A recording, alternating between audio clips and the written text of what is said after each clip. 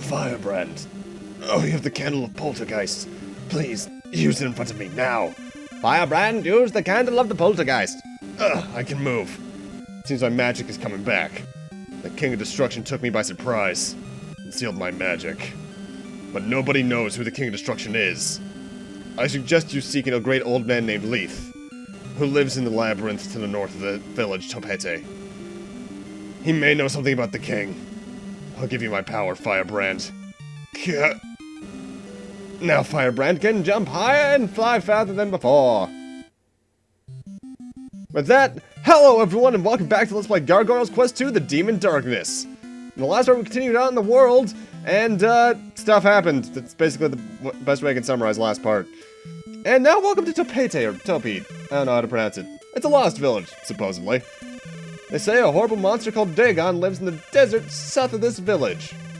That's why nobody tries to go there. Now you might remember, someone brought up that we needed Dagon's scale, so we should check that out soon. Leith is a great wise man who has lived here since the beginning of the Ghoul Realm, so he's an elder. Got it. You have to receive the power from the King of the Ghoul Realm before you go to see Leith, so that's why we need to go there first. I wonder if you may be the man Leith told me. Forget about it. Go see Leith yourself. Okay. The Labyrinth is a house of mirrors. You can warp from one mirror to another. That's right, it's gonna be an actual labyrinth. In the Labyrinth, you may have to fight against yourself. Those who get over themselves will be able to see Leith.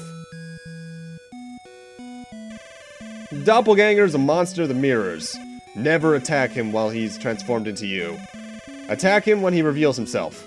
That's a fairly standard gaming mechanic. Either way, there's a couple of things we can do at this point. What I'm actually going to do first is head back towards where Mount Emouse is, because you might remember I mentioned that there was one cave I forgot to go to when we were first over here. And it's all the way up here. This is entirely optional. This is basically for the Soulstream thing from the last game, but it's worth doing for me, damn it. But this is basically, it's actually a very similar level to the very first training mission we were on, where we basically just have to grab the pot at the end of the level and we win. The skulls are thankfully nowhere near as annoying here as they are in the main Mount Emouse level, but this could still be fairly tricky for newcomers in my eyes. Once you're here, though, you're done because this is a very short section. I actually have no idea what's to the right. It's probably just a level exit. And Firebrand obtained the Echelon's water, so now we have half the stuff we need. Next, let's head back here and head south towards this desert. This is Dagon's desert. Dagon is here in this desert, but he's on a tile that doesn't have any markings right here. And Dagon is actually a bit of a mini-boss. He's similar to the man-eating plant from the first game that he's just constantly stalking you. But if you just shoot him enough, he'll eventually go down. In fact, he's also very similar to the dragon from the main Ghosts and Goblins games. Notable, in the Game Boy version of this game in Japan, this is where the second new action stage was added. And within it, the power-up that you got, if I'm recalling the order correctly at least, is that it gave you an astral projection technique that basically allowed you to look around the area. I think you could just like scroll left, right, up and down, all that kind of stuff. Just see what's going on around you so you can figure out what's ahead. Hello, Praying Mantis. Firebrand. I cannot let you see Leith.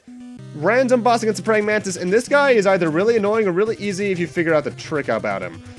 The thing is, he aims for you. However, if he's too close and he aims diagonally, he actually will not be able to touch you. Like in one case, you can actually just sit on the right of the platform he's standing on right now and do that, but I figured it out just by doing it right here. It's a very easy mini-boss, but he does a lot of damage, so be careful. Firebrand obtained 6 vials. Either way, from beating Dagon, we got the Dagon scales, obviously, so let's head back to this lab and talk to the guy from earlier. Oh, you have the Echelon's water and the Dagon scales. Give them to me, please. Sure, wait a while. I'll make you the essence of Soulstream with these materials. Here you are.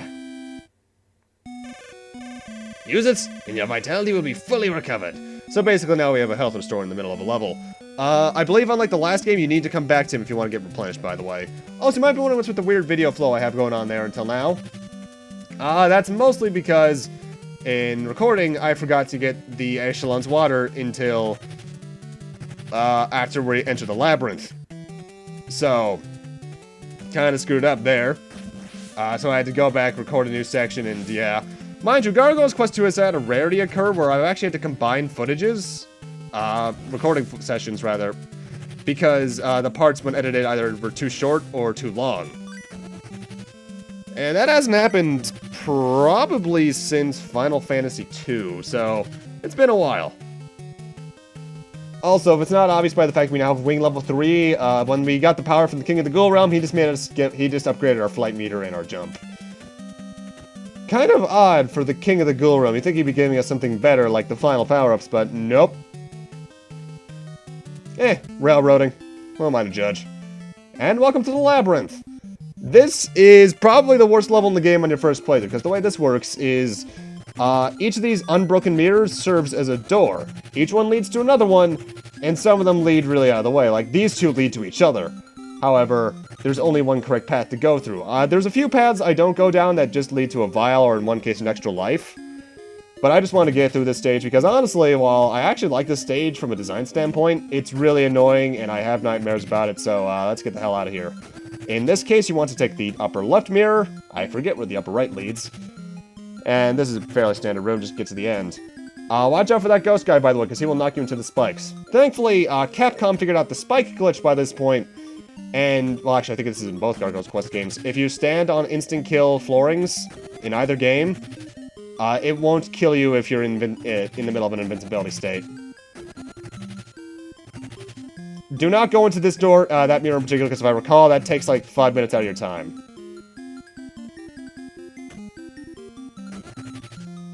I think that one leads to an extra life, and this next one a vial, I think. But our goal here is the top mirror. Interesting little fact, Magic Tornado will not kill those gem enemies, but it will stun them, which is much more useful in my eyes. The gem enemies are actually really annoying in that when you destroy them, they send out gems in 3 directions, and you need to jump over the first 2. Either way, goal in this room is the top right mirror. I don't even think there's another mirror you can enter in this room, because if there is, it's on the bottom, and it's been a while since I've seen it.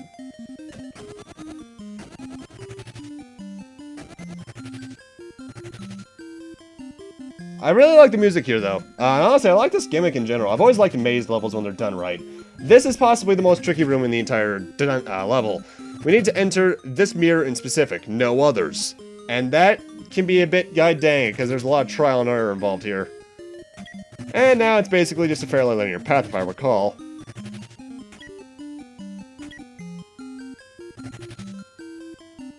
There is, if I recall, a way you can just damage boost through most of these spikes, but it's not worth my time, because I want my health for the boss fight.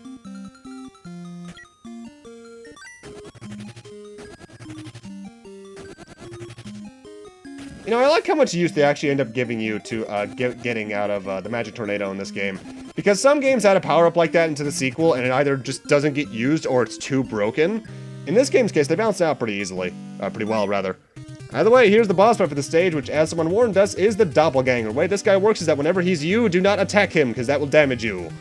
After a while, he'll start doing stuff, and then he'll turn into his real form, in which case you can damage him.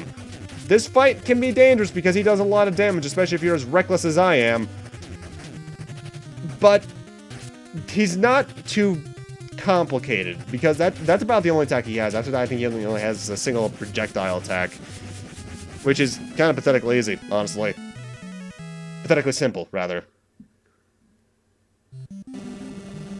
I've been expecting you to come, Firebrand. You are the chosen one. I'll tell you the old legend of the Ghoul Realm. Listen up. Fun fact, this next screen was actually a text scroll in the original Japanese version. When the Ghoul Realm is covered with the black light, it's the crisis of the Ghoul Realm. The black light will bring death and destruction everywhere. But there is one hope for us. That's a red gargoyle. He will turn into the red blaze and seal the black light. Firebrand, it is Goza who is trying to destroy the Ghoul Realm. He is trying to free the King of Destruction, Brieger, who can destroy the whole world. Gaza crevasse overflowed with the black light, and the Brieger's palace began to appear. That's a horrible sentence. Firebrand, go to Loose Keep and ask the king and queen to put their power into this candle. And we obtain the Leith's candle. Leith, Lethe, If I recall, by the way, this guy right here hosts the last password in the game, because we're actually very close to the end of the game. To reach Loose Keep, we have to go through Naga's Path, southeast of this place. I heard only one of the several entrances of Naga's Path leads to the Loose Keep, though. Basically, you remember that one section towards the end game in the original Gargoyle's quest where there were 5 caves you could enter, but only one of them was right? It's this again. The one we need to enter is this one here on the very southern half. All the others, I think, just either lead to dead ends or traps. But you know, pretty standard, honestly. A lot of games have had this kind of idea in them, though. This place is really good for one thing, and that's getting vials. There's a lot of vials in this place. Though, if I recall, we're actually coming up on the last place you can get extra lives. Because I think the last person you can get it from is in Loose Keep. Mind you, I'm not even sure if you can backtrack all the way to the King's Palace at this point. I don't think you can. I think once you go through the Labyrinth, you're stuck here, but if I'm wrong about that, please inform me otherwise. Because honestly, I've never tried. There's not really any reason to go back there once you're at this point.